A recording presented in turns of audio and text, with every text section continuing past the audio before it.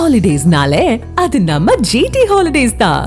GT Holidays, South India's #1 travel brand. நாளையிலிருந்து வேளச்சேரி பரங்கிமலை ரயில் சேவை தொடங்க இருக்கு. இது தொடர்பான அட்டவணையும் வெளியிட்டிருக்காங்க தெற்கு ரயில்வே.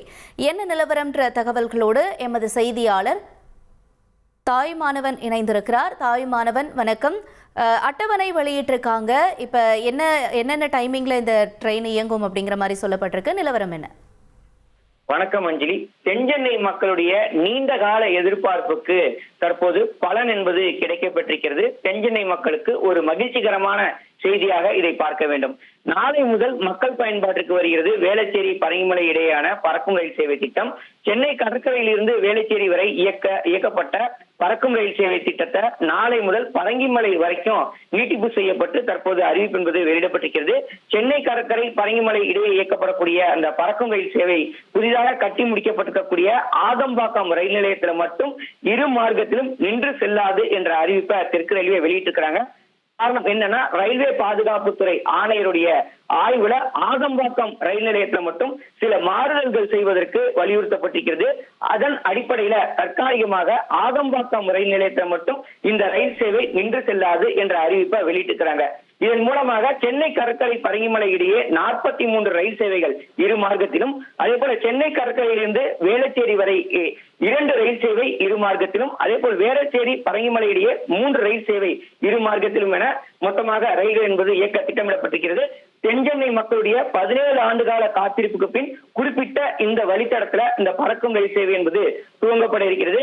நாளை முதல் இந்த ரயில் சேவை இயக்க திட்டமிட்டிருக்கப்படக்கூடிய ஒரு சூழல்ல வேளச்சேரியில காலை 5:25 மணிக்கு தொடங்கி பரங்கிமலையில 5:45 மணிக்கு முதல் ரயில் வந்தடையும் என அறிவிப்பு வெளியிடப்பட்டிருக்கிறது.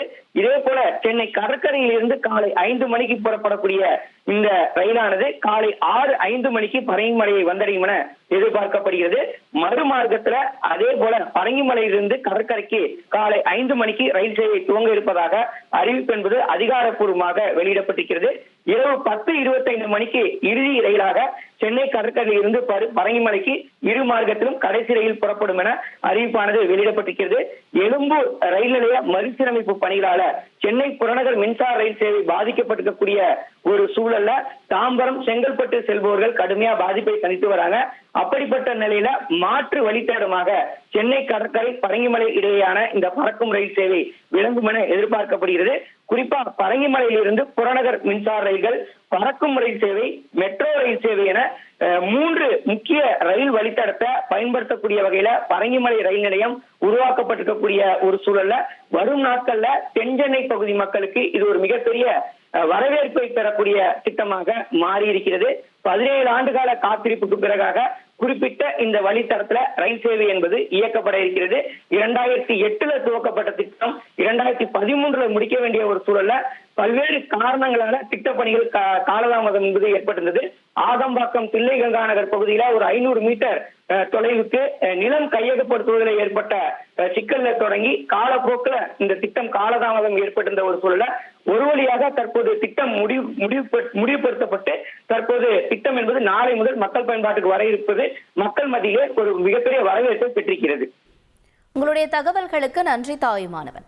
ஹாலிடேஸ்னாலே அது நம்ம ஜிடி ஹாலிடேஸ் தான். GT Holidays, South India's #1 travel brand.